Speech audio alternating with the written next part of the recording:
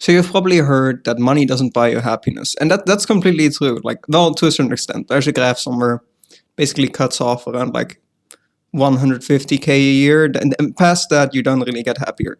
But it does buy someone else's happiness. So let me explain.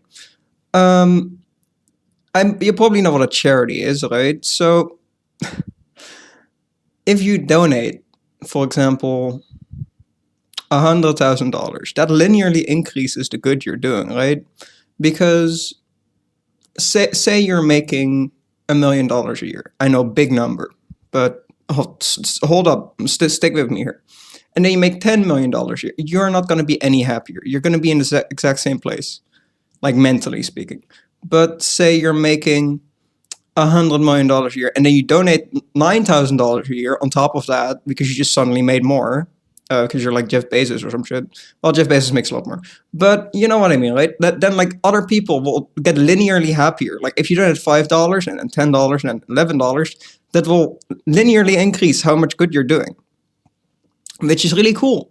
Because that doesn't work like that for one person. Like if you give yourself more money, that doesn't actually help at all. So there is a caveat here. So there's a thing called the fact of altruism.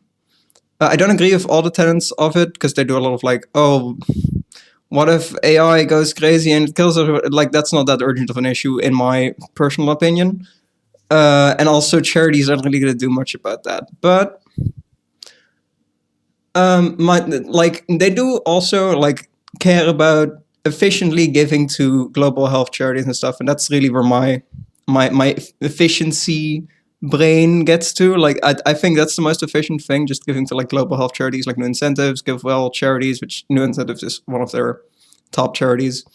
Just look up Give Well and then you'll understand what I mean. It's basically a fund that donates to the most effective charities, and it costs about like $5,000 to save someone's life in Africa usually.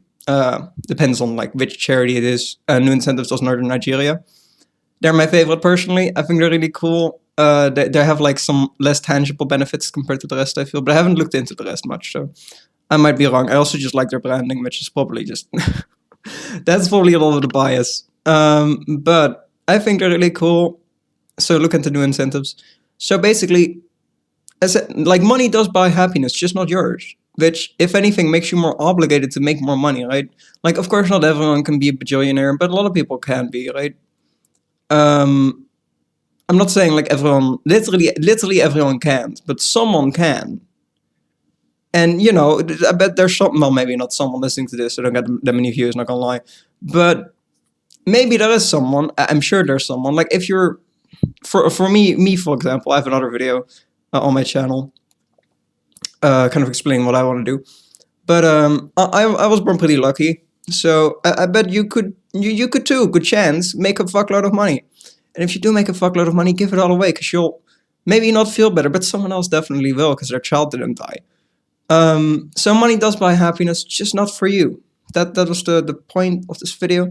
Hope you enjoyed it. Now go make a bunch of money. If you don't know how, I bet I'll make more videos about it. I do it through game development.